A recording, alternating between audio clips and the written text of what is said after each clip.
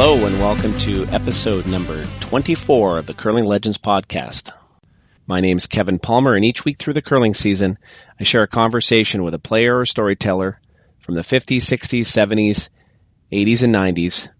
We cover curling from the invention of the slide through the adoption of the free guard zone. Wally Ursuliak is my guest today. First, I want to thank you back if you're an existing subscriber and a listener who listened to us last season. And if you're new to the show, then welcome. And there are 23 episodes that you can find on Stitcher, iTunes, Downcast, Pocket Cast, any number of apps that you can download on your phone. And you can also find us on our Facebook site at facebook.com/curlinglegends, as well as the main website, curlinglegends.ca. Curling Legends is supported by Jerry Gertz and Curling Zone. As well, I'd like to thank Stephen Lobel, who provided the artwork for the show, and Mark Rogman, who provides the music. Before we start, I just want to say a few words about Ray Turnbull. You may have heard news of his passing a few weeks ago. Ray was diagnosed with leukemia, and then just a few short weeks later, passed away from complications with pneumonia. And I had the good fortune to meet Ray a couple of times and just have some brief conversations. And him and I had talked about getting him on the podcast. And in fact, we had planned to meet up at the Olympic trials in Ottawa here in December. It was certainly a big loss for curling and curling fans.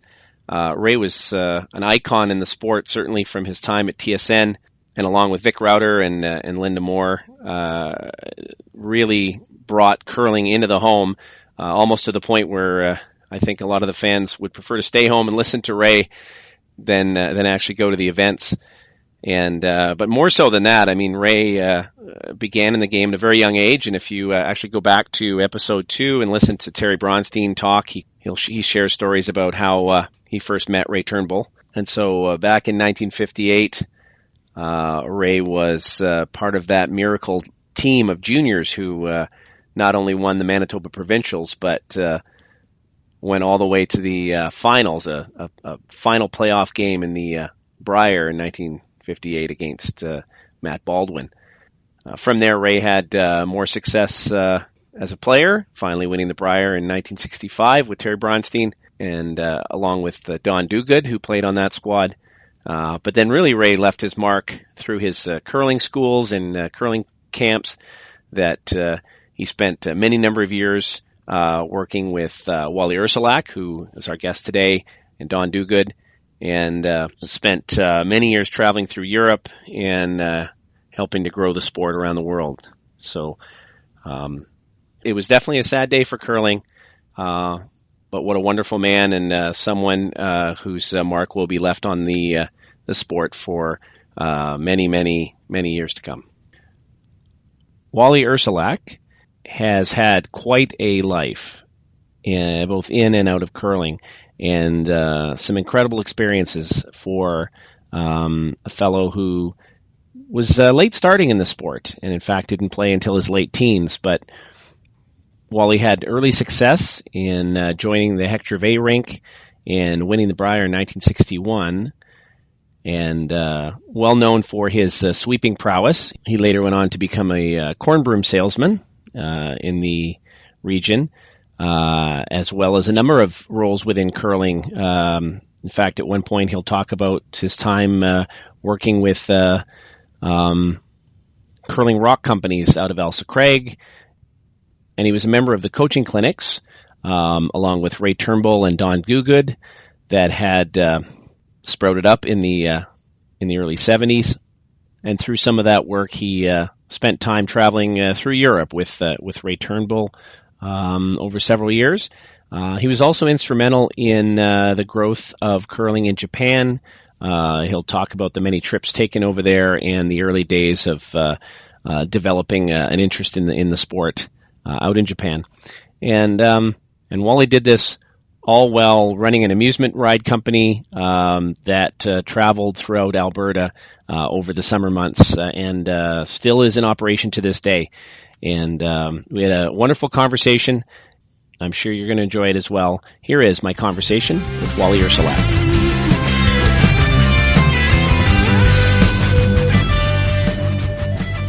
So you actually were a rep for the Ailsa Craig Curling Stone Company. I was more than a rep. I redesigned the stone. Redesigned it? Yeah. What do you mean redesign? The shape of it, eh? Okay. When K's made it, they had a high shoulder, eh? Yeah. So what we did, we tapered it down. So now when you resharpen it, when Herb used to do the resharpening, you could do it without damaging the shoulders. So that basically was... Okay, so when this was when? When about? It's in the early 80s. Early 80s, okay. But were you employed by them at the time, or what? Oh, yeah. Was involved? Yeah. Okay. Okay, well, we got to go back further than that, because that's we're already probably mid-Wally career at this point, right? Oh, yeah. So where'd you grow up originally? Born in Edmonton. Okay, born in, whereabouts? Because Edmonton at the time... In Calder, okay. How north of the government elevator, that big elevator? Yeah. Yeah, just north of that. So how big was Edmonton back? Oh, imagine 250,000. Something like that, yeah, because Calgary... About 250,000. And Calgary about the same kind of time, maybe even smaller back then. Yeah. Did your parents curl? What was the exposure to nobody curling at curled all at that time? Nobody curled at that time. No. Didn't even know what the game was. I saw it first at...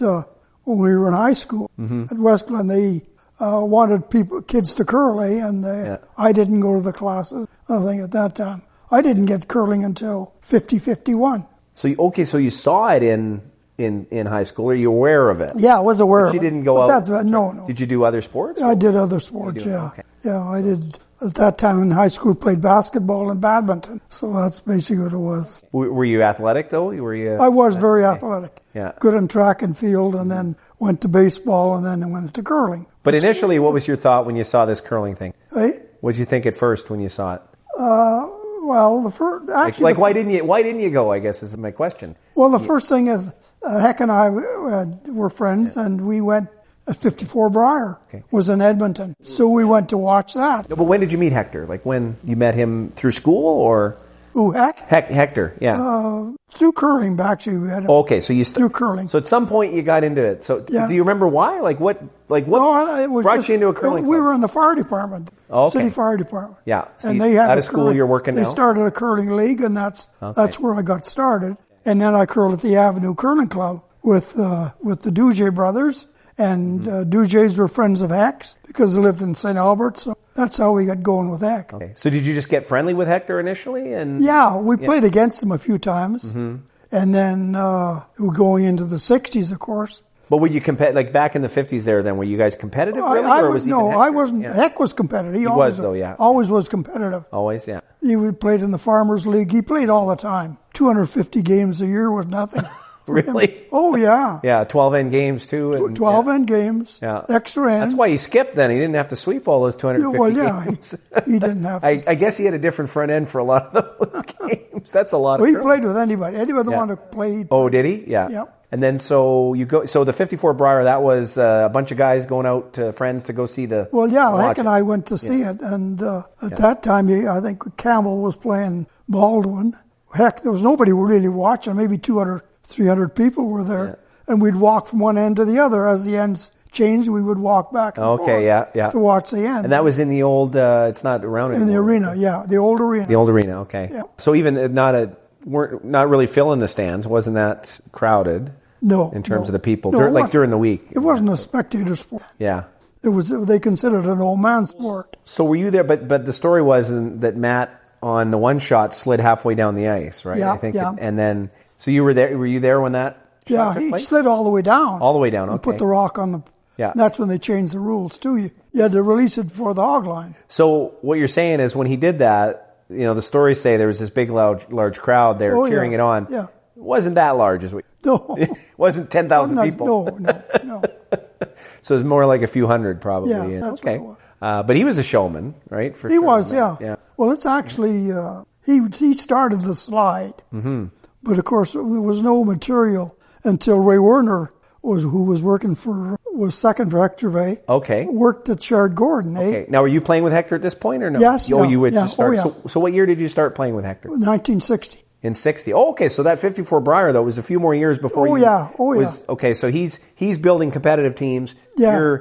So a year... I was skipping at the time, too. Oh, were you? Okay. So I was skipping on the fire department and playing the odd Bonspiel, winning a few, lose a few. But you're not considering yourself competitive at that point. No, I never got competitive until I started to play with Heck. Okay, so 1960 was the first year for that. How did that conversation go? Was that just a whole new team that was formed in 60? Yeah, he formed a whole team.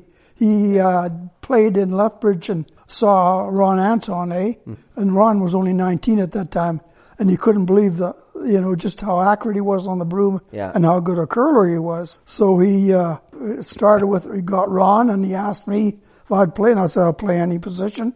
So I played up lead, and then he'd noticed Ray Werner out of Fort Saskatchewan was a great second, great hitter, and that's how the team was formed. We, I guess you could say we were lucky. We clicked the first year, Ray. Yeah, because that was you mean 1960, 60, 61. So that was 61 we won. So what you're saying is in the 1959 previous season, you were just skipping a team in the firemen's. Yeah. You enjoy curling, but to you the Brier was not even a... No. You couldn't even imagine yourself in it. And a year later... You get through the play. So that must have been your first playdown experience, going through the Alberta playdowns in 61. And what was that path like in that season? We hardly lost a game. Yeah. I think the whole season we lost 26 games or something, and we'd won probably 100. Out of I was going to say, did you play 250 or you? No, Heck did, because he played with the firemen. The fire, any. Bonspiel, he'd always go. So every weekend you knew that Hector was at a... Yeah, he was gone. Where I was on the fire department, I couldn't take that much time. Were there a lot of other firemen that were curling? Was it? And that's what kind of... It was very competitive in the fire department. Okay. So did you still skip on your own a little bit in that? I did, but then after that I quit. You didn't have the time. Because I had all that time to spend with Heck. We went every weekend to a spiel, and for me to get off the fire department, I had to get some fireman to take my shift, and then I'd pay him that shift back. Okay, so it costs money to even extra because you're missing curling. So let's go back to that team. So you're the lead. You get Ron Anton, and then Ray Werner. And so we got off track. We were talking about Ray a short while ago, right? We were saying that he came up with the slide. He came up with the before that. Yeah. So it was before that. Okay. Yeah, Matt was a slider. Yeah. So the sliding delivery started to come in. Mm-hmm. But the thing is, you didn't have the material on your sole to be able to slide like they slide now because they're using Teflon. And it was Ray that discovered it. Before that, we used vinyl, tile, and anything else that would be... Ron used his leather slippery, and it would get real hard after. So what did Ray come up with, and what year? What he came up with finding the Teflon, and then Heck tried out the Teflon, and of course it was just a miracle. And what year? What about was that? That was before the Brier. But that was the same season. Yeah. Oh, so that was almost a real advantage at that point. Oh yeah. And so none of the other teams had not this. But it caught on pretty fast after that. In other words, after that year. In the men, yeah. So Hector probably didn't want any of the other skips using it until... Oh, yeah. Okay. So so you think that was an advantage? And because Hector, I heard, even though he was a big fellow, he wasn't a hard thrower, right? He had kind of a soft touch. He did, yeah. But he had a big backswing. Oh, did he? Which took him out. Well, didn't everybody? Well, not like Pickering, no. No, not everyone was like that. No. But Hex was still pretty he had a pretty big backswing. Everybody lifted, I'm assuming, right? You couldn't... I had a very low backswing. Did you? Yeah. Okay. And more leg drive, so that's you have to compensate the leg drive and the backswing. So. Yeah. Well, and going back to that, how did you learn to curl then? Did you just watch other people? That's how you learn. Yeah. In those days, that's how you learn to curl. There wasn't anyone that was coaching the fire department. Nobody was teaching anybody. You looked at the guy in the next hack. Yeah. And whatever he threw, that's what you threw.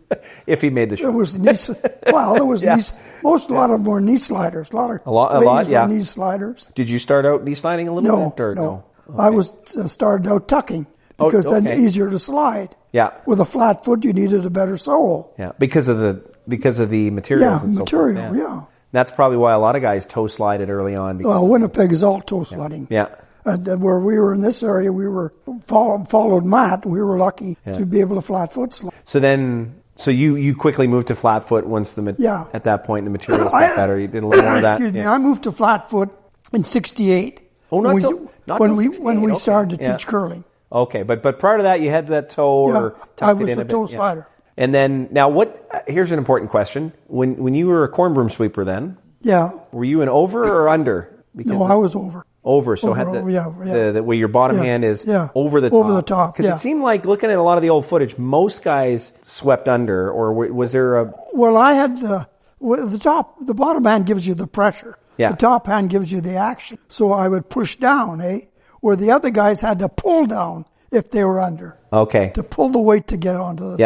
I see. Yeah. That was a difference. Did guys have to? You had to think about how you were doing it, or it was just something you picked up? No, just something you picked up. And that's whatever felt comfortable. Yeah. Okay. Because I've heard from others that in particular you and Ray were pretty strong front end. Yeah, we swept pretty good. I had a fast stroke, where Northcott's Sparks and Story had a slower stroke, and same with Richardson. They had a longer stroke. Was that more intentional, or was that just no? That's just the type that they had. With Heck, you had to sweep a lot. Well, I hadn't talked about this before. So when did the blackjacks come in then? Like what was the evolution of the broom itself? The revolution of the curling broom came with Fern Marchessault. He wasn't a curler really. Who was that? Fern Marchessault. Fern? Out of Montreal. Okay, yeah. Okay.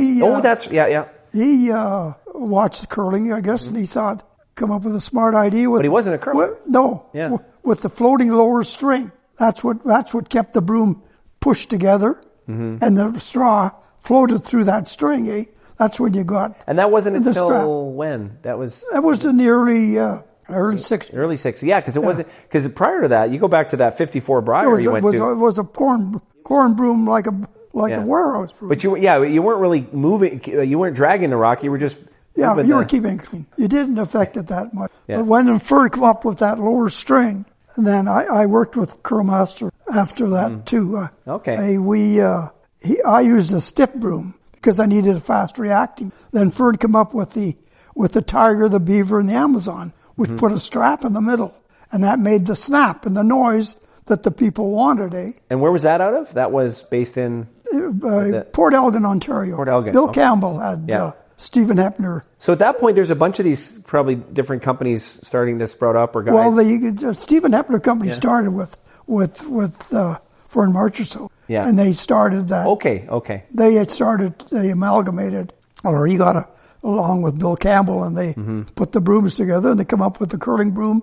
Then they started with the Richardson, which is half inverted straw, which gave it a little more snap. Then they come with the blackjack, which the people liked because of more noise. And what they did, they made the center of the broom solid inverted corn, which made the heavy end of the corn at the bottom, which then made it the slap. And that's what they were after. That's that smack sound. Yeah. So going back to 1960, so that first year, what are you playing with for brooms at that point? We were playing with Curlmaster. With the Curlmaster. Okay, so you're getting there was no inverted corn then. So, but you're getting some. You're getting a little bit of snap in it. Yeah. You would get some snap. But it didn't have the same booming sound then. No. At the time, right? Like the blackjack in those 70s.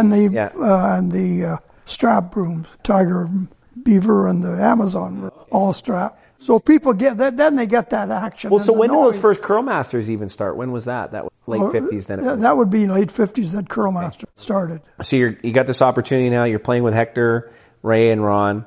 And as you mentioned, you didn't lose a whole lot of games. Was there anything close, like getting out of Alberta? Was there anything that was tense, or was there any moments of? Well, Matt was tough to beat. Yeah. Yeah, and Lionel Wood was another team that was hard. Well, how'd the game against? Do you remember any moments in some of those games? No. Heck was a gambler, and lots of times we went after him right on the first end. If we could get 2 or 3 or 4 on the first end, we were.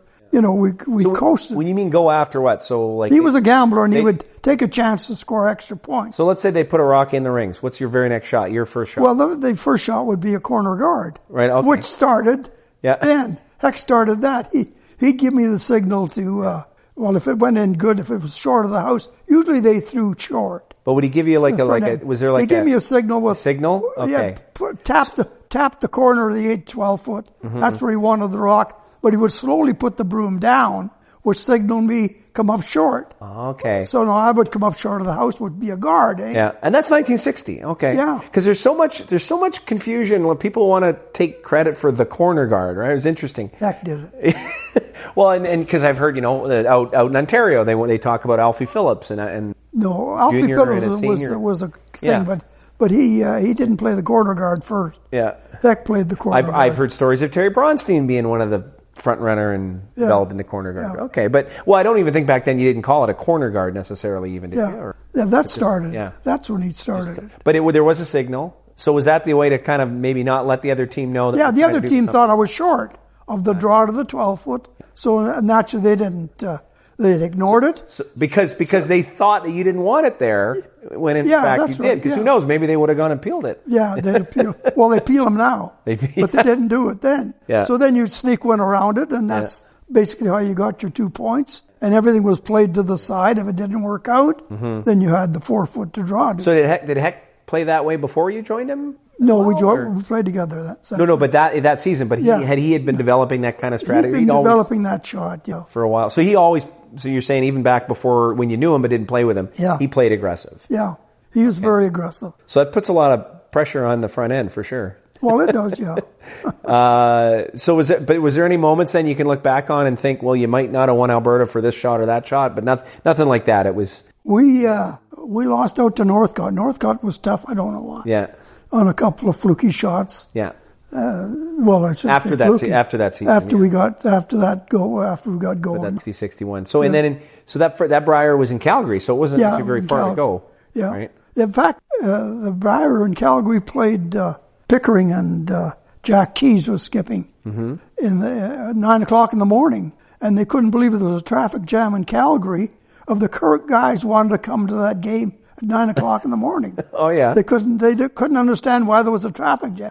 Here it was. Well, it was 6,000 people. Yeah, and that was where? That was at in the corral in Calgary. In the corral, yeah. And because they had it there. Pardon me? To that? Had they had the Brier in Calgary? They had it there before, maybe 48 or something. But not like this. Not recently. They weren't even expecting the kind of crowds they got. No, they didn't expect that for that. So compare it to 54, right? When had you seen any other Briers between then? I guess not, right? Between watching. No, I didn't go to any other ones. No. So between watching in 54 and playing in one. So as a player, what was your first kind of experience at that event? Well, of course, it's an awe to play with that many people, and then experience of playing in the arena for the first time is a big difference too. The perspective is different, and of course the ice is a little different. And you're Alberta, so and then we're in Alberta. We're at home. You're at home, really. So it was So there was a lot of people in Calgary cheering for Edmonton. Oh yeah. Which doesn't happen all the time. No.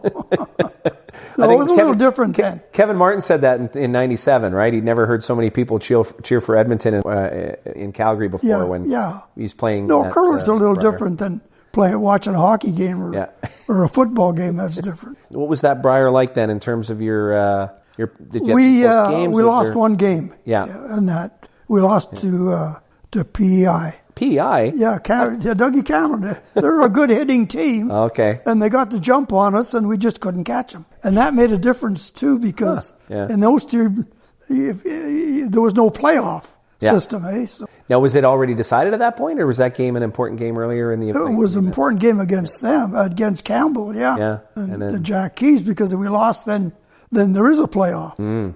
Okay. Because we had both had one loss. This gave them 2 losses. And then, was it a close game then? It was a close game, yeah. It was always close. Were you one of those front ends, because I've heard this before, where you'd bet money that you could determine whether a rock would land in the rings or not? Oh, we did that in Toronto. You did that, actually. Did that in Toronto with there was a tournament champions in Toronto in '64, and Ernie Richardson was the guy throwing and Ron and I were sweeping on the shit. We put it right in the 4-foot, swept the hell out of it. You weren't trying to get it in the ring. Oh no, we were trying to get it through. You made a decision, either it's going to be short of the house, or you can sweep it through the house. Yeah, because you can sweep about 15 feet. So. Well, good. We made the raw judgment anyway, and Sam Richardson says that's the first time he's hit the 4-foot. Was there a wager involved? No. Okay. No. Yeah, but I've heard those stories, right? Yeah. The stories of bet you $10 you can't hit the house. Yeah. Yeah. Oh yeah. Okay. If you judge it right, he won't hit the house. So you guys had to make a quick decision, and yeah, you have to make a quick decision. Probably would have been better just maybe lightly brushing and getting a well, if we hadn't swept it, he wouldn't have made the house. He wouldn't have made it. Yeah. Well, yeah, because what were times like back then in terms of like a standard draw? Never had a watch. Never had a watch. Relatively speaking, it tended to be heavier, right? Or was it was a little heavier. A little heavier, but sometimes it could be quick. Yeah. Yeah. If you got a flat set of rocks, it quick. More had to do with it. Okay. Yeah. Did people even look at rocks back then? Like looking at that they were flatter or curled a little more? Herbie Olson was the Olson family was the one that refurbished curling stones, and they were most of them were Trevor granite. Mm-hmm. And you could go 5 to 6 years on each side, like a double cup. So you'd go 5 or 6 years, and then he'd refurbish them. Oh, he traveled right across Canada. But when you're playing at a club or you're in an event, you didn't try to match rocks or think about We knew nothing about rocks. Back then. Nobody ever thought of matching anything, Yeah. So we just, whatever was. Well, no, I've heard stories actually about back in the day of matching the small rock for those certain draws and big rocks to hit rocks. Well, but that's way before that. That's before that. That's when that's when everybody had a pair. I had a pair and they were different sizes. So my pair was different from your pair. Yeah. I mean, that was the only time that you. Yeah. So that's a little bit before your time, right? Or yep, that was before mine. When we started, most clubs had matched rocks. The big boom came after the Brier in Edmonton. In the early 60s, that's when all the curling rinks... Which Edmonton Brier? It's 54. 54. So you think 54 was kind of It was a big change, big shift? Yeah. Yeah, it created more interest. Well, and I think the story, I mean, if you think about 58, too, the story of Bronstein. Yeah. Young team. Yeah, young team. And probably had an interesting... Played in Victoria, yeah. Yeah, and I think Matt, in particular, was a bit of he was a young guy. Yeah, he was young. Whereas at the time, right, a lot of the skips were traditionally much older. Oh, no. So he kind of captured, I think, the attention. He was the youngest skip for quite a while. So the Scotch Cup this was the second year of the Scotch Cup. We went to the Scotch Cup. Yeah. But and that happened when? Like very shortly after? Yeah. Right after. So did you even have a chance to come home to Edmonton? Oh yeah, we had to come. I think it was about a week or two between. Okay. We went to the Scotch Cup and we played only 3 teams in it: Scotland, the United States, and Canada. So, and then this was the first year they brought another team in. Yeah. Because when Ernie had gone, that's right, he played like a 5-game exhibition almost. So when you guys went, did it feel like it was an exhibition, or was this a... No, this was Scotch Cup. Okay. This was for the World Championship. It felt like that, because it sounded like, the first year or so they ran it, it was an exhibition. It's Scotland versus Canada. Yeah. Scotland, Canada. And Ernie... they didn't lose a game. Well, the United States come in on the next year. So, that year. Now it made it a world championship. So it felt like it. So you think it felt like a world championship? Oh yeah. It felt like an event, and then. Well, you hated to lose. Yeah. So you'd won the Brier, so there wasn't any sense of that was the accomplishment. You still wanted to win this, and you still wanted to win it. At the time, was there a contingent of people that went over from? Oh yeah, there was lots of people, fans come over. Fans, but any from the Dominion, from McDonald. McDonald was done at this point. Oh, yeah. Or who goes at this? It's a Scotch Whiston company sponsored it. So no, there was a plane load of people went over. And then you guys, and you didn't even play in one place, which I thought was interesting. No, moved around played, Scotland. Played in Perth, Kirkcaldy. Perth was the only place that had a basic curling rink. The other 2 were hockey arenas. Oh, okay, really? Yeah. So and then in Kirkcaldy, I think there was about 10 sets of curling stones up against the wall in this hockey rink. We asked them which was the set that we were going to use. Yeah. And they said, take any one you want, but you can't take that one. The Scotland team has taken that. So when we played, God, we didn't realize the difference in curling stones. Yeah. Ours were new and heavy as heck, to try to get them down there. Here they had a nice worn set of stones. So they brought their own almost. Well, I don't know where they were at the in there. But they were easy to puff down there. We had to slug it to get it down, Home field advantage there. But you guys won it. Yeah, we won it. But you lost a few games, We lost right? 2 games. Yeah. But won it, yeah. Like, how did it work? There was no hack. Well, at that time, there was no hack. Okay. We brought our own hack, and Heck had to chop it into the ice before every game. Because they shot off a crampet and they had another hack that just with 4 pegs sat on top of the ice. But no, we had to chop.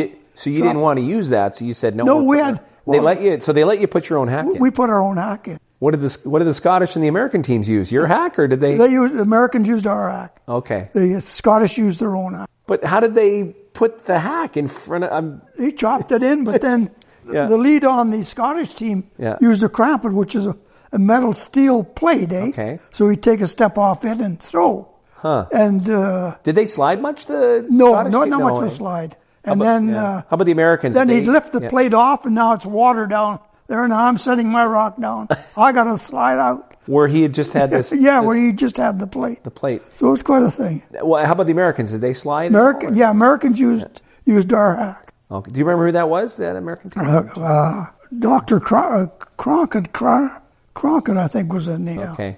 And so how did it work? Was it just you played each other? We played each other in a round robin. Okay, but did you play a couple times, right? Yeah. Okay, so you played you play each other twice, so 4 games. And then, we moved all these different, 3 different towns we played in. So how did the finals get determined, or what was the? It was the same thing. The winner of the round robin. Oh, okay. Yeah. But you guys lost 2 games. There was we lost 2 games. So you were 2-2. But the other guys had lost 3. Well. Yeah.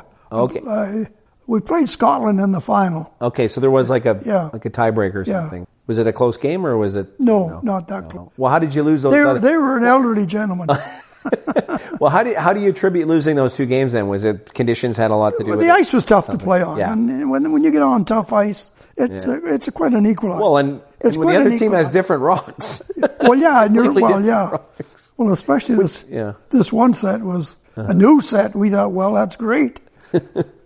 Did you start making any contacts at that event that kind of, as you developed your next career in curling, at that event? Not so much of that. Not that year, no. You were just probably excited. I mean, a year before you weren't even. Yeah. Well, we were nothing. You were contemplating. You weren't playing with Hector. You were playing in your fireman's. No. So at that point, next year, big expectations, I assume. Well, yeah, we lost to Ernie, and it was in Kitchener, eh? Yeah. And we had lost 1 game. Ernie had already lost 2. And in the final end, actually, it was a funny end. You never told like all the chatter you see now in the curling games, too many guys talking and nobody listening. Yeah. Well, they're all listening, but there's too many opinions. With Heck, you just played. He skipped. You had nothing to say.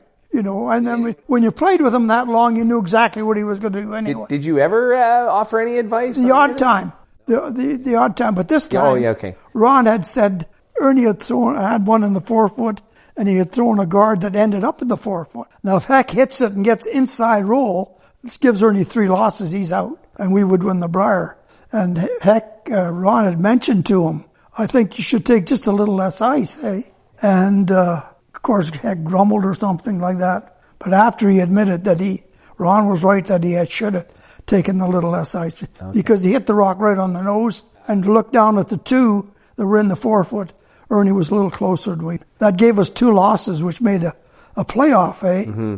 We had lost to Ontario, which was the Saskatchewan rink anyway. They're all Saskatchewan players. Who was that? That was Secord, I think. Okay. Secord, and there were guys from Saskatchewan who go to Ontario, make ice, and then they played in it. Yeah, because back then Ontario wasn't really a powerhouse. No. Known for it was nothing. It was really Alberta, Saskatchewan, Manitoba. Alberta, Saskatchewan, and we lost Ernie then, which made a playoff. We had a playoff with Secord, and we beat him. And 2 at that time, you couldn't take your sweater off, eh? And it was 40 at ice level. Okay. So I was just reeking. How come you couldn't? That's the rules. That's the rules. So they give you a uniform. Well, the uniform's this big, thick, heavy. You had a wool sweater. Wool sweater. Everything was wool sweaters at that time, and it was just matted. And now you're sweeping, pounding that broom. Oh yeah. And we had a tough game against Secord. We won that, and then had to play Ernie the next morning. And my hand was already swollen up. I had a blister popped. And did you get a lot of those? Affected a little bit. Did you usually get no, because we had no gloves at that time either. Yeah. There were no gloves. So you didn't get blisters that often, or did you? No, I just get calluses. Okay. But underneath that callus, unfortunately, after that many games, it peeled, and then I was real sore. I got an infection. But anyway, that was during the event or after? No, that was during the event. And then we had played Ernie that morning. And I think he stole 3 or scored 3 on the first end. And you had to play 12 ends regardless of the score. You had to play your 12 ends. We were 8 down coming home. Oh. Having to play the 12th end. You can imagine how much fun that was. Because that was the sponsor's requirement, I guess, or that was the rules of the. But I wonder, do you think it was McDonald who made that rule, or McDonald? McDonald made no rules. So that was the Dominion. No, that's the Dominion rule. That's so back to it when I first came in before we started recording, when you mentioned that there was a bunch of people who were non-curlers deciding what the rules should be. What the rules should be, yeah. Because I can't imagine wanting to play. Well, they might have been curlers. What if you were 9 down? You still would have had to play? Pardon me? If you were 9 down, you still would have had to play that end? Yes. Oh, yeah, you'd have to play. You had to, it was part of the rules because they kept track of every end and how many rocks were scored. Even if you mathematically can't win, but was that a big disappointment then after the previous year? Or yeah, it was, because we had a chance to win it against Ernie, so that was the disappointing part. Yeah. And it was tough. They had a bit, there was a rivalry there between your two teams, right? Oh, yeah. You battled a few times. Well, Heck didn't like Ernie and Ernie didn't like Heck. Really. And Heck would never play a good game against Ernie. I don't know why that was.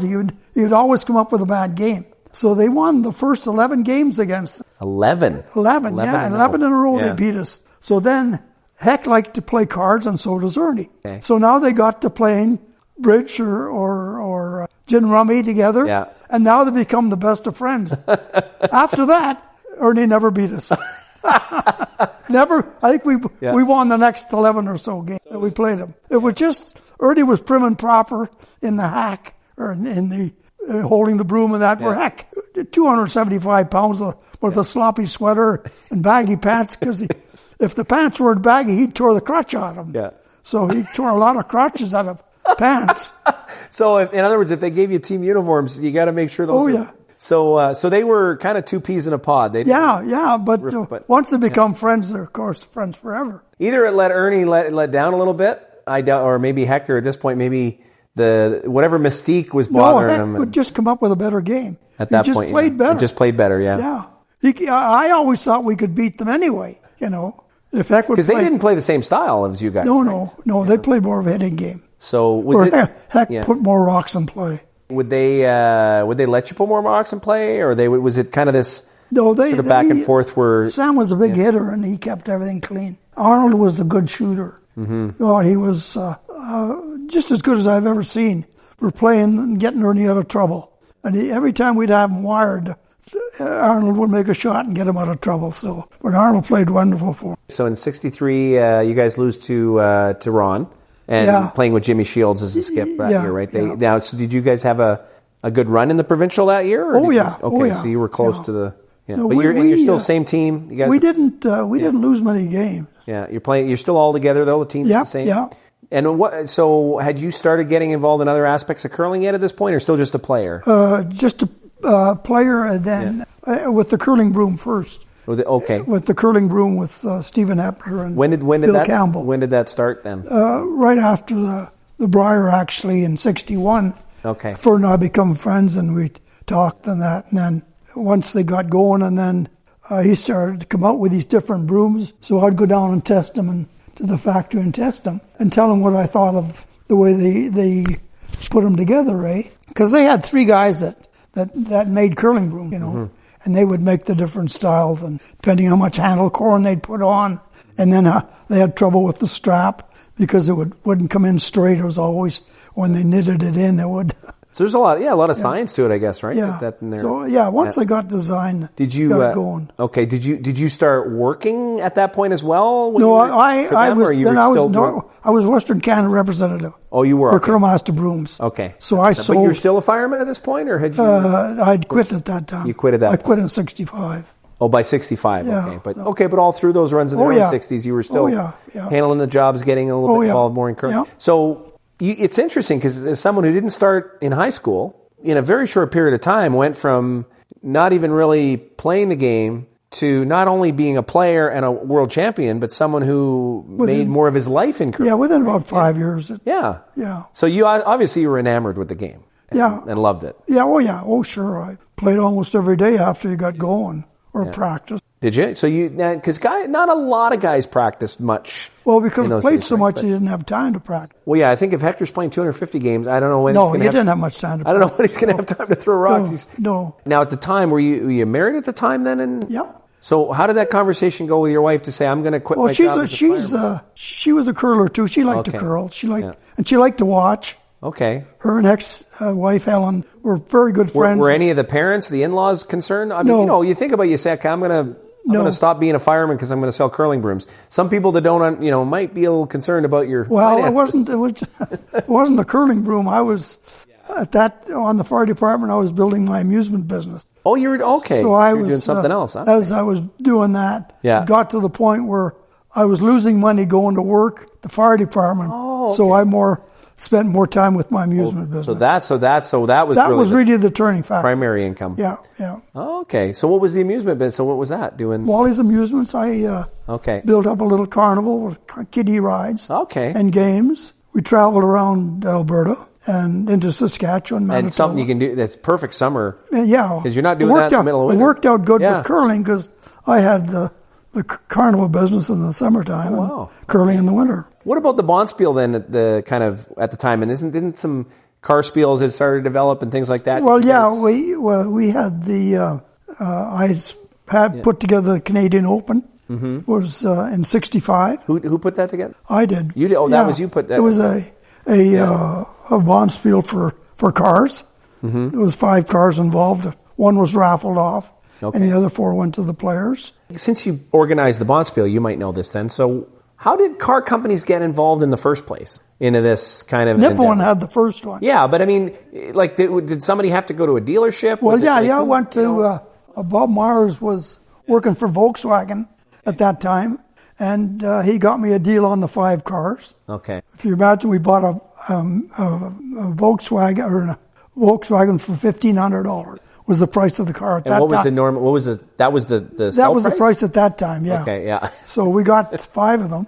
One we raffled off, and the other 4 went to the players. Still, that was a lot of money because at that time that was a lot of money for a Bonspiel for sure. Yeah, the entry fee was $200, or they sold 400 tickets. So you still had to buy tickets. So you had to buy the cars out of the event. Oh yeah, the event. Fee, but also the dealership I guess would give you a bit of a deal. They give us a deal on the cars as a sponsor. Yeah. Ultimately. Okay. So they that helped. But you still had to pay something out for them. They weren't giving them for free. No.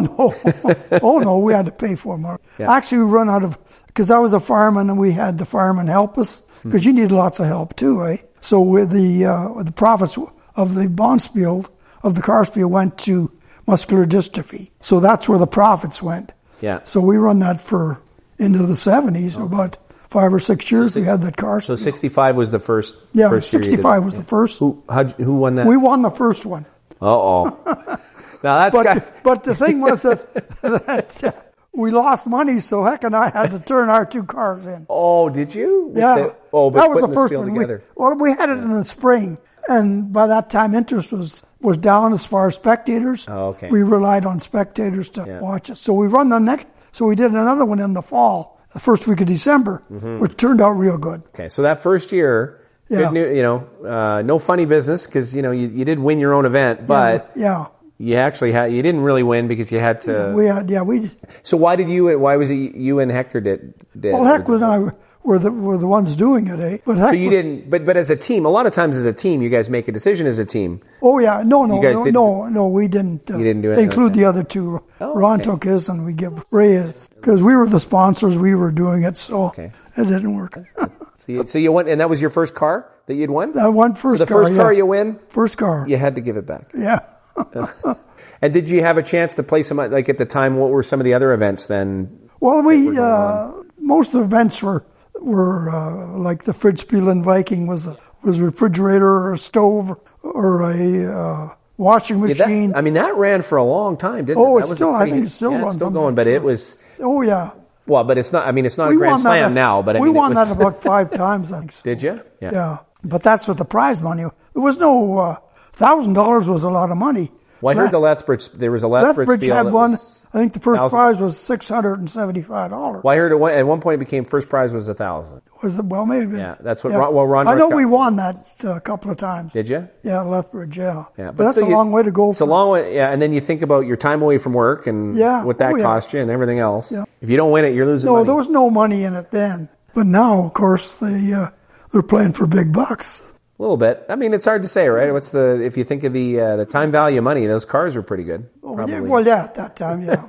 So 63, bit of a disappointment from that standpoint. 64, you guys make it back in 64. Yeah, I went off one year with Heck. I didn't play. Oh, okay. I'm not sure if it was 64 or not. Well, that's what I meant. Did you get to another Brier after? No, and then, no, we didn't get to another. But Heck did. Heck, well, yeah. Yeah, I wasn't with him. He went with Bill Tinch and... Okay. So what happened there? It was something conflicting that I couldn't play or I couldn't go or something. Okay. So I was... He replaced me, and then Bill Tinch come on. I played again, and then in '68, when I started teaching curling, it was just too much. I couldn't go teaching curling and playing too. So the competitive only really stuck around till about 67. Yeah. And then, yeah. But you played with Hector in 65 in the car spiel, but at that time you weren't on his regular team for playdowns. I was the regular then. I didn't play in 64. 65 was the regular team. You went back. Yeah. And then in 68, when Donnie Duguid and Ray Termel and I started the curling schools, it was too much. Well, let's get to that. So how did that start? What was the beginnings of the curling schools? Yeah, we were watching the Canadian ladies play in Winnipeg, and what year would that have been? But that was in 68 or 68, yeah, 68, and we couldn't believe the knee sliders and the pushers and the strategy and all this. So I don't know, Ray or Donnie or somebody said, we got to do something about this. So that was the start of the schools, and the first school we had in Winnipeg. Was 200 people. 200 ladies showed up, wanted to learn to curl. Now you're in Winnipeg at this point. Then are you part of this, or you're? No, I was in Edmonton all the time. So you weren't there at that. I went there. Oh, you went down. You I was selling curling brooms anyway. Oh, okay, yeah. And I was selling. That's when stretchy pants come out. Ski wear was stretchy, but curling weren't. So that we started selling stretchy pants, and I was selling curling brooms. Okay, so you're responsible for those the curling pant design. Hallmark made the first one, and all different colors because ski wear was different colors. Yeah, because they weren't intentionally designed. Like how snug were they when they first started coming out? Then? Well, no, they were Austrian stretch cloth. They were terrific. Yeah, Heck just loved it. Because now you got the stretch, eh? So that was never ripped another pair. At that point. Never ripped another pair. But no, we got. There was 200 students. I couldn't believe it. Yeah. That came. We had 4 classes, 50 to a class, and we developed what they call a parallel hack system, where everybody's doing everything at the same time, and that was the system that you could teach that many students at the same time, eh? So it was you and Don and Ray. Was there anyone else that you guys? No. Okay. Don and Ray put the program together originally. Okay. And then I was filled in. Okay. With teaching the sweeping part of and looking after the equipment and stuff like that. Yeah. So that's the part that I like. Was originally out of the gate, was it just to put on a clinic essentially? That was the first clinic. The next one we went to Edmonton and had 50 students that same year. Then we went to Calgary. Yeah. And Donnie Duguid's sister put that one together. We had that we had 3 clinics the first year. And the response was great. And then we went to Vancouver, and then from there we went to Eastern Canada. Now, was it mostly women at the time? Mostly women. Guys are too proud to take lessons. Well, it's funny, right? You think here's, well, in this point, this was 69. So at this point, had Don and Ray won the... No, Donnie had won the World Championship in 61. But then he didn't like the traveling part of it. Yeah. So he just stayed the 2 years. And then Ray and I took off from it. Oh, okay. So at some point, Don... Yeah, he didn't care for it that much. The clinic? He was a good teacher. Ray was an excellent classroom teacher. And Donnie was good too. I wasn't that great in the classroom, but I was better on the ice. Okay. So that basically... So, first question, why not any tuck slide then? So when you guys started the clinics, was there a discussion about how to teach the slide or what the slide should be? They decided, Ray and Donnie wrote it, and we definitely went with the flat-footed slide. And he analyzed all the delivery and made it a trunk lift, where you'd pause in your delivery and make your trunk lift and then swing the rock. That time, we were swinging the rock. There was no push or no push from the hack type of delivery. Everything was a swing because you had to get the momentum of the rock to get down the other end. Well, it's interesting because Don very much made the tuck slide famous within Manitoba, and that's why, I've talked to a lot of people. That's why still do it, Pat Ryan says, I started a tuck slide because I watched Don Duguid tuck slide. But yet he was part of the camp and the but we clinics, went to the and you guys the flat foot is what we taught. Wanted to go that way instead. Interesting, And then, of course, we did the flat foot slide and the trunk lift, and we were successful in Eastern Canada. Really liked it. The majority were always women. There was the odd fella, but not very many. Any players you remember that then later had some success and that you followed their career? We had success in Europe. Yeah. But some of the ladies. I mean, that later on went on. Lee Tobin won out of Montreal. She put the clinic together. She won the Canadian, and of course we had. My daughter was a champion with Kathy King, Kathy Borst. She won the juniors. But she was probably going to be in the clinic no matter what. That was the first start. That was the first start of teaching, juniors and stuff like that. Stuff like that, yeah. Okay. So you enjoyed the coaching part? Like you enjoyed?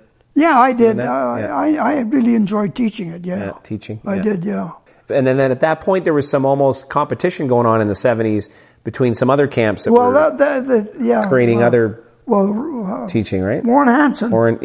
And Ron Anton put together what originally ended up as Curl Canada. Well, and it's interesting that Ron was, and you were still knew Ron well, I'm sure. You probably know Warren, right? Yeah. Well, we had asked Ron to come and teach with us, I think, at one point, because he was a good teacher too, which he was anyway.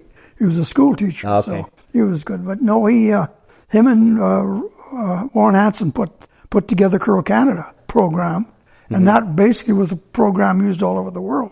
And they in 1980, they come with the Darren Fish delivery. Darren Fish was the first one to use the delivery that everybody's using now. You believe that or not? When was this? And this is in 1975. Okay. He played in the World Championship Juniors, and that was his delivery. And I guess where was he? He was from Edmonton. From Edmonton. Okay. Oh yeah. He was just a little wee guy, And that's the only way he could get the rock down there was with this big leg drive. And let it go, because he couldn't swing it. It was just too much. So it's more that he couldn't do it. So that's how that. But basically that's how it started. It didn't catch on for a while though, or did it a little bit? No, Ron and Warren put that into. They studied deliveries. They studied what we had put together, and then studied Darren Fish's delivery, and they decided on the Darren Fish delivery. Okay, and that's. Basically what you see playing in the world right now is that no swing delivery. Well, yeah, I always thought that it seemed to be more conducive to the conditions now, right? Oh, yeah. You couldn't play that on natural ice without the swing because you'd never get the rock down. You couldn't leg drive. So what you're saying is back in the 70s, even with corn in that mid-70s, well, then again, the push broom started coming along so quickly. By the late 70s and early 80s, everyone's using push broom. So that probably changed a little bit of the conditions of the ice and everything else. Well, it changed. The thing is, too, Bruce Stewart and George Mayer brought out the first push brooms. Playing against corn, they had a great advantage because they could pick up as much corn as they want, drop it what they wanted. Yeah, so you were selling corn brooms at the time. I was selling corn brooms. They put you out of business, or did you start? Just about. No, well, it didn't go till late 70s for it. It really took off. Yeah. But corn brooms were getting expensive, and push brooms last you forever. So basically the guys were changing. But it was George Mayer and Bruce Stewart that brought that out. Well, I was even wondering this the other day. You know how the hair broom is no longer allowed, right? I don't know why. Yes. They're playing with frosty ice. You need the hair broom to get the frost between the pebbles. I agree. That's a challenge, and it's going to be interesting if we have some Briers that that's guys do that. Not knowing, making rules. There's a good example right there. On certain ice, you need a hair broom. Well, and the hair brooms that they're talking about today, the modern ones they're not even hair. They're synthetic and very thin. right? The old horsehair runs were so thick, right? They're almost like a big horsehair. Shag rug of hog hair was the sharper one of the two. But then using nylon most of it was nylon brushes. So did you ever get into the push broom business then at that point, or you were kind of done with I got out by then. At that point, and I was wondering this. So now the hair broom can't be used, but could someone go find? Let's say we found an old warehouse and there was 1,000 corn brooms sitting in there, and they were all in good condition. Could we have a bonspiel? I don't know. Would it be? Well, yeah, I don't know of any what rule they've got. Yeah, but I was thinking this. It would be great to actually have an event where it was all corn broom and wool sweaters. But from what I hear, maybe wool sweaters, we don't need to go with those. If you're out playing outdoors, it's all right. It's fine. Yeah. Or if you're playing in rinks that aren't heated. Yeah, but you're indoors under the hot lights. Yeah, that's not so great. So at this point, you're balancing amusement business, right, with your traveling. So it's a traveling carnival essentially, right? So the Curling Canada or CCA at the time, now that program's developed, kind of putting your clinics out of work a little bit. No. Did you stay with it for a bit longer? They didn't hurt us at all. Ray kept going long after I quit. Mm-hmm. Oh, when did you quit? We went to Europe and we had real success in Europe. Before World Championships were all Canada. When something the CCA probably wasn't going to do, they're not probably going to go to Europe. No, we weren't. We had nothing with the CCA. Yeah. We were private, and we had success in Sweden. Mm-hmm. Charles Scarius won there. Ragnar Kamp won there out of Sweden. Within 5 years, we had two world champions. Within 7 years, we had another two champions. Mm-hmm. We had Charles Scarius and Ragnar Kamp out of Sweden. Mm-hmm. We had Otto Danieli and Jörg Tanner out of Switzerland, won in 81 in London. There was 4 world champions within that short period of time, within, say, 10 years. Yeah. That's not bad. Yeah. Where Canada used to win them all, now the World Championship became a World Championship. So no travel into the U.S. then, that you guys did? We did one in Darien in New York, and we did Grand Forks, North Dakota. We did 2 clinics there. So you did quite a bit of traveling then, a little bit with this, right? Yeah. So those are some good experiptions? Yeah. So at that point, it's you and Ray. Don's taking a step away from it. Who else was involved then at that point? Chip Hand would come with us once in a while. We'd have 3, especially going to Europe, to Switzerland. We went I spent 6 seasons going to Switzerland. When Ray went to Norway, I would stay and teach in Switzerland. And he did Denmark. So any good travel stories you can tell us about Ray? Oh, they were all good. Any good ones? Stories, yeah. And then in 80, I went to Japan.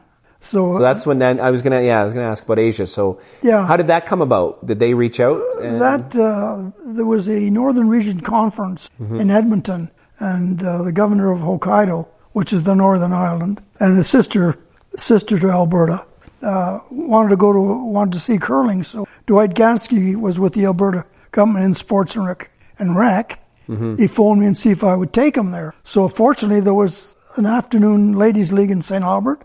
I took them there, and there was 4 in the delegation. Yeah, and they took quite an interest in the sport. Didn't get them on the ice or anything. They were just watching, and they had a banquet that night, so I had to hurry up and get them back to the hotel. And I no sooner got home, and Dwight phoned me. He says, "How'd you like to go to Japan?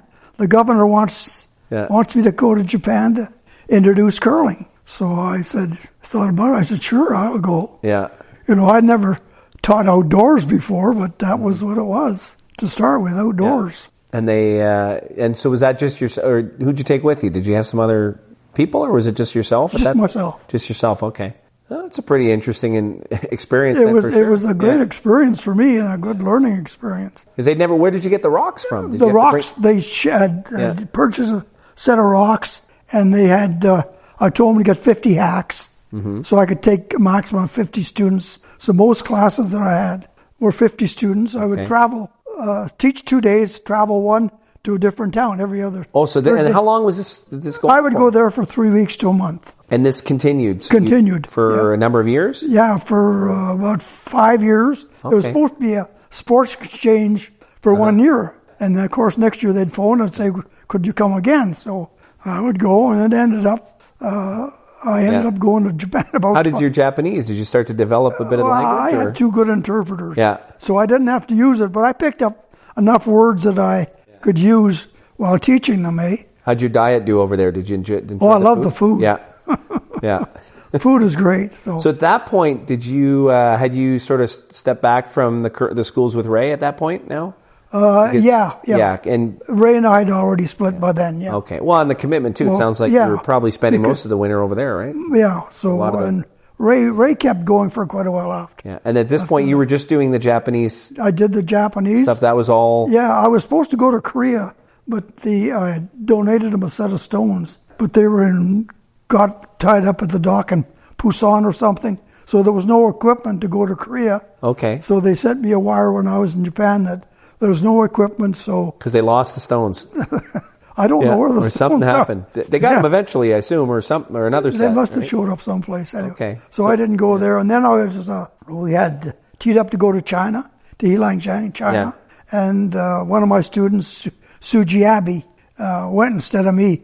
And they took Don Edwards out of Edmonton to make ice, show him how to make ice. So I didn't go to China. So they got some clubs built at some point then, during that stretch? No, there was nothing. Still always outdoors, or did they? All outdoors. Not but now in Japan, no. Yeah. They have lots of curling.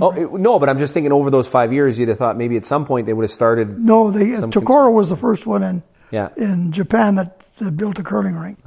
Yeah. So Japan really took to the sport. Oh, it's big now. It's going. No, but even back then, right? I think people. Oh yeah, they did. Yeah. Very quickly. Well, the government was involved and the school boards were involved, so they wanted to get students to do it. So I had a class of 200 one day in Sapporo, and I said, I can't handle 200 at once, but I can probably handle 100. Yeah.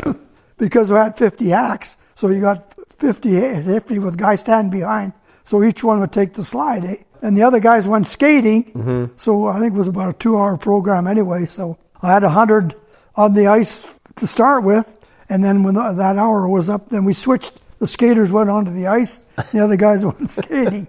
And I assume it was all push broom by this point. You weren't teaching anyone your great corn broom technique. No. At that stage, right? By this point, it was. No, it was a swing slide. Yeah. No, but in terms of the sweeping.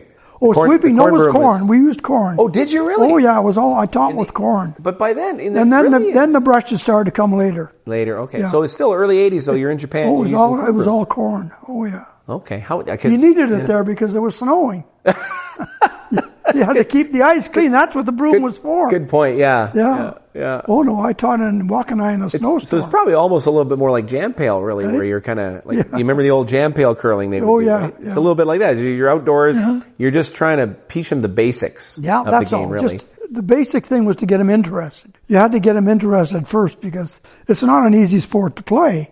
And people forget. I mean that the Olympics was not even committed yet. You're there even before well before 88. And when I went to Asia, there was only 2 continents. They needed 3 to have it in the Olympics. Okay. Yeah. 3 continents to be in the Olympics. So when I went to Japan and they joined the World Curling Federation in 84, that left the door open to have curling in the Olympics, and that was the start of it. Yeah. Got them. So what year did you stop going? So it's about 80? 92, I think. So you went for a number of years? Oh, yeah, I had, for 5 years, I had students come and stay at my home. They were learning how to teach and how to curl at the same time, of course. But I had them for 5 years. Two a year would come and stay with me for 3 weeks to a month. How did Japan do did they start to get some international opportunity during that time, or did that come later? No, that came later. That came later. Okay.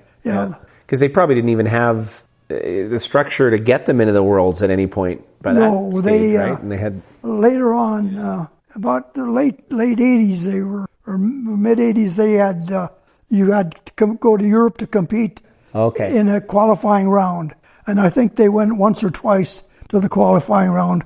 And then after that, they did. I don't think. How'd they do those first few times? About 50-50. They lacked the strategy part of it. They had the deliveries, but it takes more than just the delivery.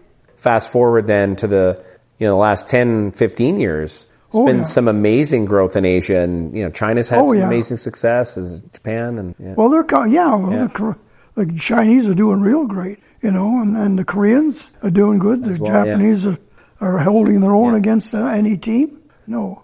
Well, the thing is that they're starting at the same age against each other, and there's no, like you have 10 years advantage on them. You don't have that anymore now. Yeah. So then, what else were you doing in curling at that time? Then you're kind of towards the late 80s, so you're going to Asia. Well, I'd taken, my son was a policeman, and he was a police champion, and they had a bonspiel in Tokoro, what's called the Glant Cup, and they wanted to see some Canadian competition at that because they had never seen. So I took him there with his team, Jerry Wilson and the two Ursuliak twins, and they competed. They didn't win it either. And then the following year, I took Kathy King, and my daughter, and LaDawn Funk and Ruben, and they competed against them, and they ended up winning it. Yeah. So, but they wanted to see a Canadian talent, the higher level, because they can play against each other. You never know how good you are until you play somebody better. I mean, that's when you realize how good you are. Were you still throwing rocks or playing a little bit as well, just for fun? No, I never played. I quit playing. So I've got a bad knee. Oh, did you? And I just didn't want to aggravate it anymore. When did that? I do a demonstration and stuff like that. So really after 68, it was just focus on the schools. Yeah, and if you were throwing a rock, it was with a student. Yeah, it was just a demonstration. Oh, really? Yeah. I quit it. I lost interest in it because I was teaching, and I would analyze everybody all the time. I'd say, if you do this, you should do that. And you can't play and analyze. How did you teach strategy? Because and I don't know, back in the original schools with Don and Ray, or when you go to Asia, but you talked about, right, the fact until you've sort of competed against teams that actually have the experience, you don't even know necessarily if you're doing things right or wrong. Yeah. So how did you start to establish the basic concepts? Because curling's not that easy to grasp, right? You just taught them the basic, how to spread rocks around the house, how to play the corner guard, and how to count. Basically, you just taught them the real basic part. And after that, of course, it's through experience and playing that you learn strategy, Which is, I think, harder to do in some of those countries that are developing because they don't get the repetition against those teams, right? Yeah. Did you ever coach then some teams, like as a kind of an on-ice coach or anything like that? Did you ever do any of that? Just Nelly in 75. Yeah. That's the only one that... and then Lee Tobin, she was the ladies champion in, I believe, 70. It was somewhere in there. So you didn't go into that. No, I didn't go. Even with your basically kids, to go to a country to coach them. No. No, but even here, like within Canada, did you coach your kids at all, or any of that? No, outside of my daughter and my son, I didn't coach anybody. No. Did you get your levels? Did you get all your appropriate? No, I never did. Yeah. I never did Curl Canada.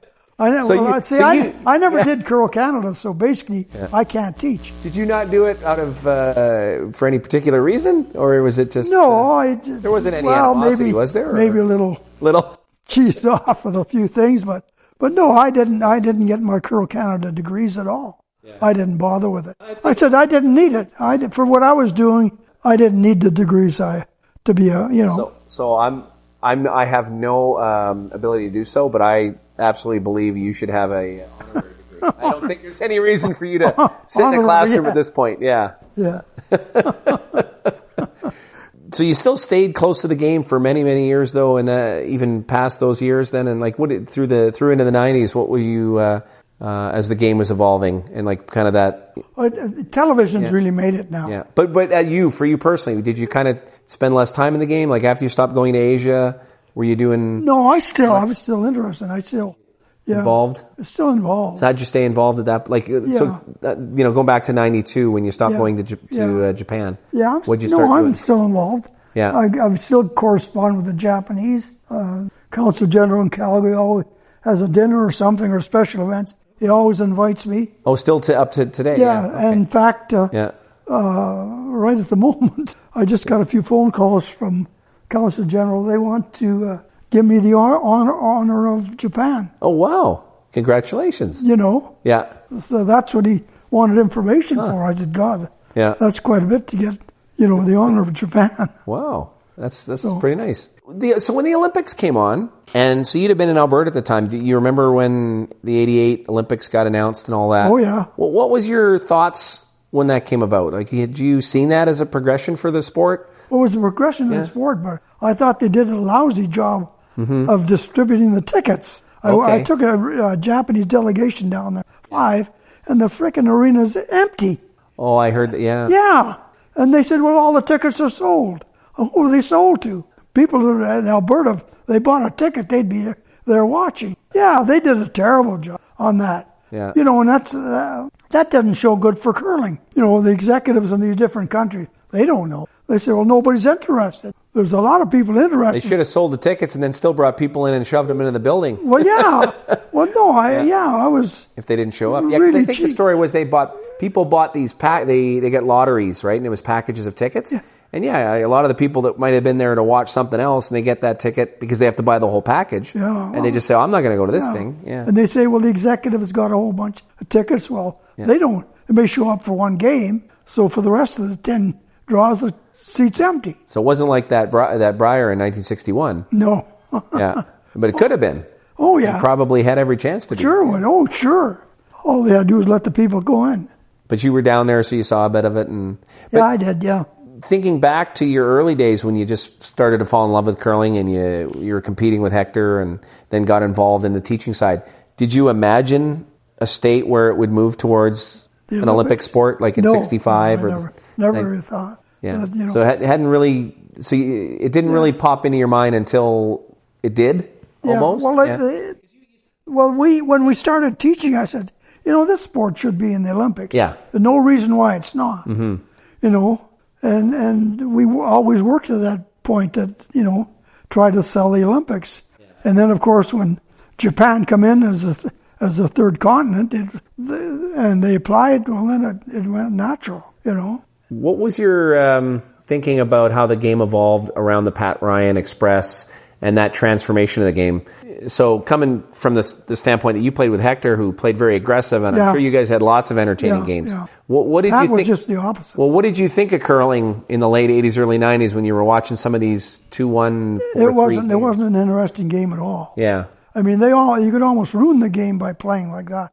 You're not going to draw a spectator to see a shuffleboard takeout game, So what did you think should be done? And Galso played the same way too. He played basically, and he didn't do that great in the Brier in Calgary. But no, now with the game the way it is and the way they make the ice and the stones that they play with are terrible, but that's another point. Well, let's touch on that because we started off talking about the stones and how you actually were involved with the Ailsa Craig company. So how did that come about? Sorry, how did you meet the Ailsa Craig company in the first place? How did you get involved there? Was that on some of your? Well, I knew Mike Hughes before. Okay. And then when Dennis Greentree got involved, he had asked me to get involved with the curling stone part of it. Mm-hmm. And then Herbie Olson has got built a sharpening machine, and he'd been doing that all his life. In fact, I've got the machine at the back. Okay. Right now, refurbishing curling stones. We'll go see that. I want to see that. Yeah. And he was a perfectionist. Herbie was when he did a stone, he made sure that everyone was exactly the same. And they'd all come from where? Like where? So all the like. Well, they come from the factory, but when Kay's was Herb would get stones from where? Like how did that work? He traveled to each curling. Traveled around to the clubs. Traveled to each curling club and would refurbish the stones. Like I said, you could go 5 or 6 years on each side. Okay. Depending how clean the ice was. If the ice was dirty, they'd wear faster. If it was clean ice, they would go longer, of course. So to help us out, what is the Ailsa Craig company? First thing. So at that, what is it at that time when you? It was a selling company for Bonspiel Curling Stone Company. Bonspiel Curling Stone Company was in Deganwy, North Wales. Uh-huh. And that was close to the mountain of Trevor where they got the product to make the stones. Yeah. And Mike Hughes came up with this machine that manufactured every stone would come out exactly the same. Mm-hmm. Where Case couldn't do it because most of theirs was by hand. And doing by hand, you can't cut each stone exactly the same. And Mike was from where? From Mike Hughes? Where was he Mike from? Hughes from Deganwy, North Wales. He was from, so that's where he was from. Yeah, and he built this machine that once they cord the stone, then put it on a chipper, takes the rough edges off it, They would put it on this machine, and it had 2 diamond cut plates on it, one for the outer cut and one for the middle cut. And because the speed of the rotation, if you had one piece, it would be too hot in the center, right? So he made it into 2. He had the outer cut would go onto that machine, would cut exactly the same each time. Then he would take the inner cut and go onto it and do the inner cut to meet the outer cut, eh? And he would drill the hole. It's another thing. He would drill the hole exactly in the center of the stone. Yeah. And that is important because then your running edge is exactly in the middle of the stone. And if you watch television today and watch the stone that spins in or spins out, depending on the turn, to me, could be sucking wind, but that stone, the running surface, is not in the center. And could just be off just a little. Because the weight of the stone, right? So what year was this? So what year, did you get involved with the Ailsa Craig people again? Early 80s. Oh, early 80s, okay. Yeah. You commented about the stones, and so the current ones. So the current ones today, right, are sort of, it's 2 different pieces. Well, they've got the striking band. That's what happened. See, when I was going to Japan, a hotel had bought a set of stones, brand new set of stones. Here they were outside, frozen into the ice. Or once you freeze a Trevor stone into the ice, it pits. So the running surface is just a rough piece of gravel, eh? And then I contacted the factory. I said, don't ship any more Trevor stones to Japan because they just ruined them. So that's when they start putting the Ailsa. The Ailsa started in 1970. Okay. And then they dropped it. Oh, was it that long ago? Yeah. That initially had done the insert. Okay. They dropped it, and then they went to straight Trevor, eh? Okay. But then now, when, like I say, Japan got into it, it just ruins them. So what they've done is, on Mike's machine, of course, he can then core the center where the plug will go into, eh? So that each one's, the first ones they did, the plug was too deep, and it would crack around the striking edge, eh? Because of the pounding, especially if it played in Saskatchewan. Because the plug was too. Now they just come out with a little thin wafer that they put in now. So it's why Saskatchewan? Well, because they throw the hard one down there. That's what I was going to guess. Yeah. Oh wow. Okay. So that's how. Now they're back to the Blue Hone running surface, which is far superior to the Trevor, eh? So that's why they. But the stripe, the band, the striking band. The striking stone, is Blue Trevor or Red Trevor, depending on what it is. And so what that seems to have created, you combining that with the arena ice and the conditions, these rocks, you hit 7/8 of a rock and you can spin it right across the rings. That never occurred in the old days, right? No. I mean, that wasn't. I think the game would be very different if they had different rocks. Is that fair to say on the? They say, well, I got to match the rocks. You shouldn't have to be matching rocks. The whole set, they should all be the same. Yeah. There should be no difference. And yet there is a difference in some of them. So that's one thing that they haven't figured out yet. Yeah. But this machine of Herbie's will make every stone exactly the same. Yeah. Well, part of it, I think, in terms of matching them is that like you say, sometimes maybe the running surface is not perfect, but also that, over time, maybe they start to wear down differently, and then, then they start sandpapering a little bit, and they start manipulating them. Anybody that sandpapers or rocks got rocks in their head. Yeah. You should never touch it with sandpaper or emery paper. It's emery paper. Okay. Because once you put emery on it, you've changed the running surface from the other stone. Because you can't do both of them the same. You'll spin it a half a turn or spin it a turn, whatever you do.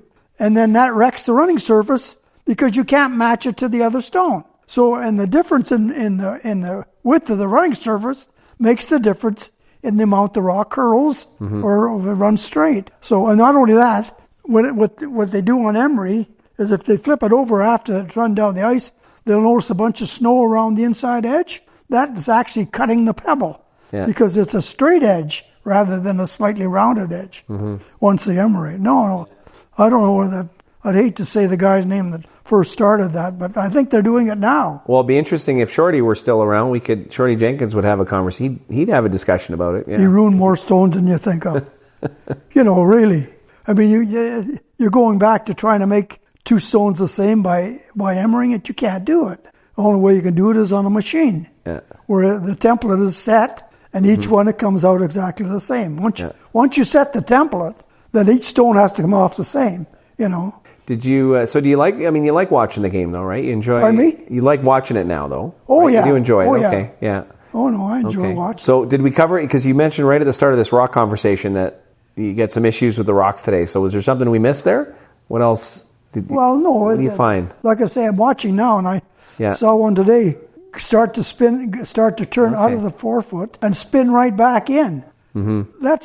There's something wrong with that running surface. Yeah. Because it should never do that. Not only that, if you spin a rock and it's wobbling, the running surface isn't in the center. If you spin the rock and it stays right there without a wobble, that's the way it should be. But I don't know, they still haven't got a good set of stones. Although the CCA at one time owned a set of blue hone. Okay. This is quite a story. And so it was a whole piece? Yeah, the blue hone. The whole stone was blue hone. Okay. Which they don't make anymore. Yeah. You can get it, but who wants to go to the island to chop it off the cliff? Herb Olson took that set of stones, I forget who was president, and he went through every stone. The running surface on that, this was made by Case, the running surface of the stone varied in diameter from 4 3/4 to 5 1/8. Mm-hmm. In other words, they're all different. Yeah. So what he did with his machine, he made every one exactly the same. Mm-hmm. Perfect. Mm-hmm. They shipped the rocks to Newfoundland. Some guy didn't like the running surface. He takes a steel file to the running surface after Herbie had spent a month trying to get redoing these stones and getting them back. Yeah. Oh, that was a crime. Yeah. And when was that? What year is that? When was that? I don't know. It was the year before. They had the Brier in Calgary the following year. Okay. And Earl England said to me, "What the hell did this guy do to these stones?" You know? And that's what he did. He put a file to them, which is ridiculous. Well, so what do you think of the action that they get, though, right? With the way they carry them off each other, and you can make a triple and a quadruple, and they just seem to. Well, the thing is that fire out of the house. Yeah. The ice is dished, which makes them then play everything to the center anyway, and the stones are quite dull because when we played, you could never play a takeout by putting the broom in the center of the ice or center of the rock because they just wouldn't run straight. Mm-hmm. But now they can play these triples and doubles and straight on raises with no effort at all because the ice is so clean and the surface is a little on the wider side that they can play these shots. No, they're playing great shots. So it's a little bit to the surface of the actual running surface itself. Yeah, that tells you how much the rock's going to curl or what speed it's going to be. You know. Okay. Well, no, I thought it had something a little bit to now that there's sort of a two-piece stone that has like a different striping band. Yeah. Because there's different types of granite, right? Slightly different. The two types that they use. Trevor, which is can stand the striking. You can pound that stone forever, and it can take it, Where the blue hone has got a better running surface because it's a microgranite, almost like glass, If you used a straight blue hone, it couldn't stand the pounding. Yeah. Eventually, you'd see circles around the striking edge. And if you use a full Trevor, it doesn't. Use it, yeah. It just doesn't have the same action. Well, the Trevor is a little coarser granite, so it'll curl a little bit more, and it's in other words, it's rougher, so it's got a little more grab on the ice, where the blue hone doesn't grab as much. No, it's made it a great spectator sport now. For sure. Well, is there anything else we missed, Wally? Was there anything we didn't cover? I don't know what else there is. I don't know. Is there any? Through your travels and in curling and your experiences, is there any characters, folks that? We talked a bit about Hector, and of course he's not with us, so you're a great source of information for that. Is there any good Hector stories? Anything you can think of makes you chuckle? Or Bob Pickering was an interesting guy with his backswing. Yeah, he's the only guy. Well, Bob, could do that. Of course, he learned that from the Campbell brothers because they had a higher backswing, but not like Bob's. But they always said that Bob never took his galoshes off when he was curling. That's why he needed the backswing. His rubber boots were sticking to the ice. Really? Yeah. And that's how you started. Yeah. Probably he wasn't playing with galoshes in the Brier later on. Oh, no. Maybe when he was younger. That was the kidding part of it. And Hector, you kept a good relationship with Hector through the years then, and always stayed in touch. You stayed in touch with Hector always through the years. Yeah. Always good friendship there. Yeah. Well, the wives used to say you spend more time with Hector than you do with me. We had good time. Yeah. Well, and I heard, and you talked a bit about it. Warren Hansen mentioned too. They called him the friendly giant, but friendly wasn't always the word you might use. He could be. Well, he was friendly outside, not on the rink. He was not on the rink. Friendly Yeah, outside the rink. Yeah, he was friendly in the lobby. But when it's on the ice, he's competitive and he. Or in the lounge, but no, he was dead serious. He hated to lose. He just took it hard. I know when we lost to Northcott in God, this is a terrible game. We were 4 up playing 11 to go to the Brier. Hick threw a rock, and if he hits it, we're lying 2. Nowhere Northcott's going to score 1. Mm-hmm.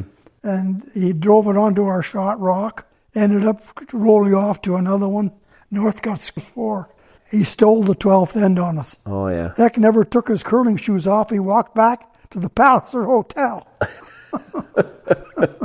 He was so mad. It's just one of those things that happens. We couldn't keep the front end clean, and hard to do in those days. It was harder. Oh yeah, you can't peel. You took 6 inches of ice to peel most of the time. Because the rock's going to curl. Mm-hmm. Where now they put the rock or the broom in the middle of the rock, so either turn, it don't matter, and you can peel it off. Yeah. So you don't have any good travel stories with Ray, like anything where you guys just experiences in Europe or anywhere like that, like. No, not really on that. You had some good times. Ron was a quiet guy. No, I'm sorry. No, with Turnbull, Ray Turnbull. With Ray? Yeah, you traveled all over with him, and he's such a gregarious character. It must have been. Well, we had a case of wine all the time. Did you? And you go to Europe, lots of good options there. Yeah. Well, you get back to the room late, so you're hungry. So I always had the garlic sausage and rye bread and cheese and stuff, so you'd have a snack before you went to bed.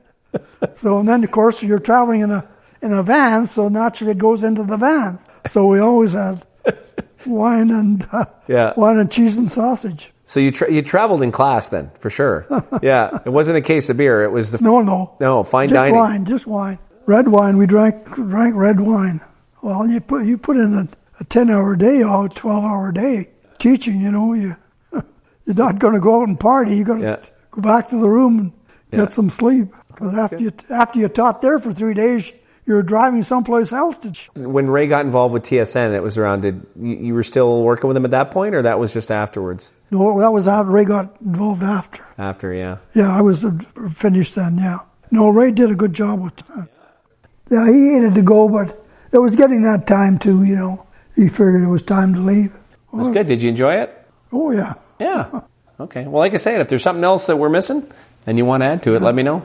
No, it pretty well covered. Well, I'm sure there's a ton of stories. I mean, there's got to be some story you in Japan trying to explain something that wasn't translating properly. Like what? Yeah, was it? Well, there's a question. Any good words that didn't? Like how did certain words translate? There was one incident. In fact, I was a little tired. It was the night class, and I had a real good interpreter. She'd been already doing it for a couple of years, and she knew the program as good as I did, and I kind of dozed off or something, I guess.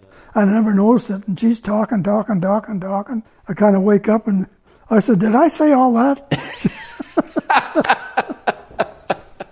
She said, "No, I saw you dozed off, so I kept on going." Okay. No, she was good.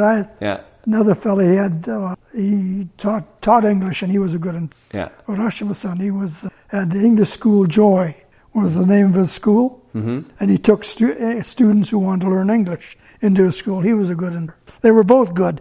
Masami was the University of Wisconsin, I think, or someplace, and so she had already studied English, and she was good too. Mm-hmm. They made all the money, and I made none. That's true. Yeah. I never made a dime. Never really made anything off of that? All that. Well, you got some trips. I'm assuming they didn't make you pay for your flights over there, I hope. But everything was paid for. Yeah. Never cost me a dime. Gave you something to do in the winter between the carnival season. No, I enjoyed it. Yeah. So what happened with Wally's Wally World, or what? So it was the Wally's Amusement. I'm still doing it. You're still doing it? Yeah. Okay. One ride sitting out there right now. Oh, okay. I've got 2 rides. Yeah. And my daughter has a pony ring. We've got about 35 ponies out there. Okay. And we play picnics, church picnics, and the army base. Yeah. And so you've been at that for. It's all on a rental business. You've been at that for 50 years then. 65. 65 years was the original. Okay, when you originally. Wow. Oh, that's right. Yeah, because it's holy cow. Yeah. Yeah, it's a long time. No, we travel basically just Edmonton. I play the pilgrimage, and we play small towns that Fort Saskatchewan and Redwater and Monacord and that. But we just go on a rental basis where we rent the equipment. They give free rides or charge if they want for 4 hours, and we tear down and come home. Well, good. Well, thanks for doing this. Thanks a lot. Oh, well, my pleasure. Thanks.